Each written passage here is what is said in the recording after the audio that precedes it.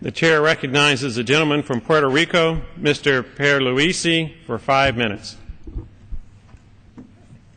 Mr. Speaker, Vieques and Culebra are two island municipalities of Puerto Rico. Each is home to beautiful beaches, to rich animal and plant life, and to warm, welcoming people. For decades, the two islands were used as military training ranges. The U.S. citizens living in Vieques and Culebra were required to make tremendous sacrifices to ensure the readiness of our armed forces and to enhance our national defense. Although Vieques and Culebra are no longer used for training purposes, both islands bear the scars of their past. Some of those scars are easy to see, like the impact of bombing on the once pristine landscape, or like the threat that unexploded bombs in the ground and surrounding waters currently pose to the safety of residents and visitors. Other scars might be more difficult to discern, like the effect that bombing-related contamination may have had on public health, particularly in Vieques. The Department of Defense is currently conducting decontamination operations in both Vieques and Culebra. The cleanup of Vieques is being conducted by the Navy, while the cleanup of Culebra is being carried out by the Corps of Engineers.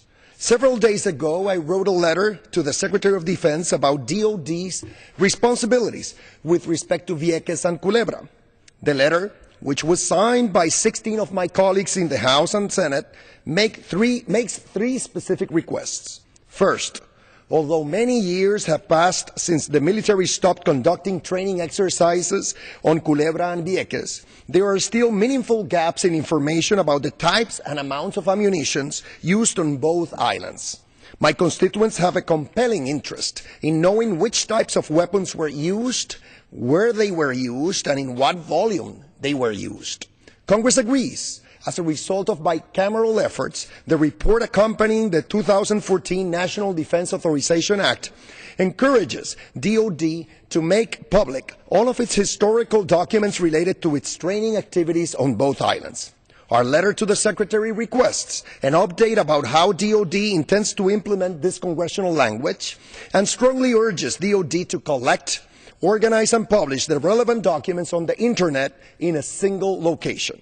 Second, the report accompanying the 2014 Defense Appropriations Act encourages DOD to accelerate cleanup efforts on Vieques.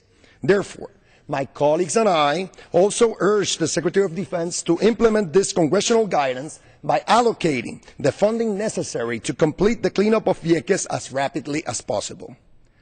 Finally, the letter reminds the Secretary that there is a serious public safety threat in Culebra that requires resolution. As a result of a rigid legal interpretation, DOD refuses to fund the cleanup of a 400-acre parcel that formerly served as the bombardment zone and which now has popular beaches, pedestrian walkways, and campgrounds. This is unacceptable.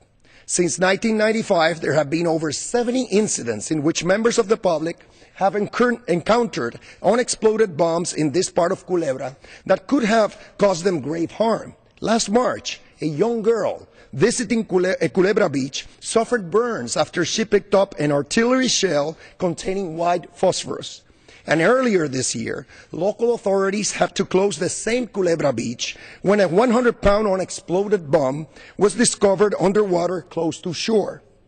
I have filed multiple bills to require DOD to fund the cleanup of this parcel and to remove this public safety threat, but DOD has opposed my efforts. The letter urges DOD to reconsider its position in this matter.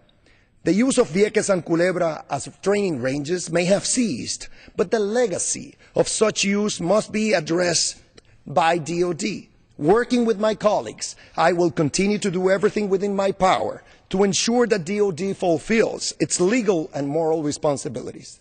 Thank you, Mr. Speaker. I yield back the balance of my time.